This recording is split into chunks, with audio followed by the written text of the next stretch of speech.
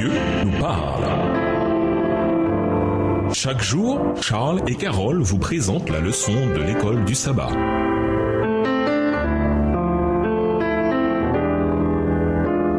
Bienvenue dans votre émission. Dieu nous parle. Nous parlons de jeudi, foi et présomption. Quel point commun peut-on voir entre l'errance du peuple d'Israël dans le désert et la situation du peuple de Dieu juste avant le retour de Jésus? Lisons 1 Corinthiens 10, versets 1 à 11. 1 Corinthiens 10, versets 1 à 11. Frères, je ne veux pas que vous ignoriez que vos pères ont tous été sous la nuée, qu'ils ont tous passé au travers de la mer, qu'ils ont tous été baptisés en Moïse dans la nuée et dans la mer, qu'ils ont tous mangé le même aliment spirituel et qu'ils ont tous bu le même breuvage spirituel, car ils buvaient à un rocher spirituel qui les suivait, et ce rocher était Christ. Mais la plupart d'entre eux ne furent point agréables à Dieu, puisqu'ils périrent dans le désert. Verset 6. Or, ces choses sont arrivées pour nous servir d'exemple, afin que nous n'ayons pas de mauvais désirs comme ils en ont eu. Ne devenez point idolâtres comme quelques-uns d'eux, selon qu'il est écrit, le peuple s'assit pour manger et pour boire, puis ils se levèrent pour se divertir. Ne nous livrons point à l'impudicité comme quelques-uns d'eux s'y livrèrent, de sorte qu'il en tomba 23 000 en un seul jour. Ne tentons point le Seigneur comme le tentèrent quelques-uns d'eux qui périrent par les serpents. Ne murmurez point comme murmurèrent quelques-uns d'eux qui périrent par l'exterminateur. Ces choses leur sont arrivées pour servir d'exemple, et elles ont été écrites pour notre instruction à nous qui sommes parvenus à la fin des siècles.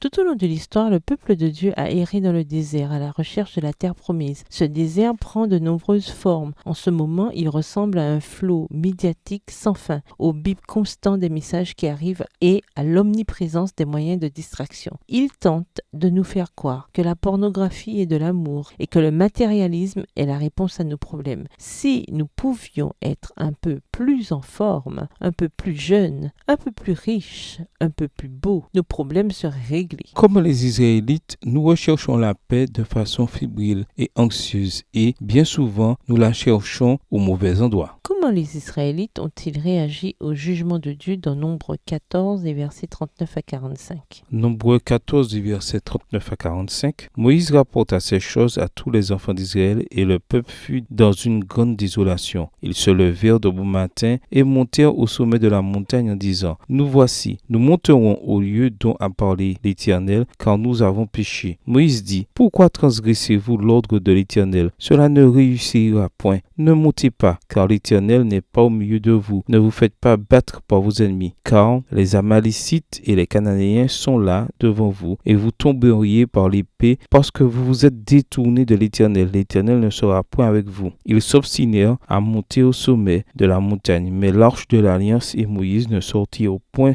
du milieu du camp. Alors descendirent les Amalécites et les Cananéens qui abattaient cette montagne. Ils les battirent et les taillèrent en pièces jusqu'à Horma. La réaction du peuple d'Israël au jugement divin est caractéristique. Nous montons vers le lieu dont le Seigneur a parlé. Nous avons péché. Nombre 14, verset 40.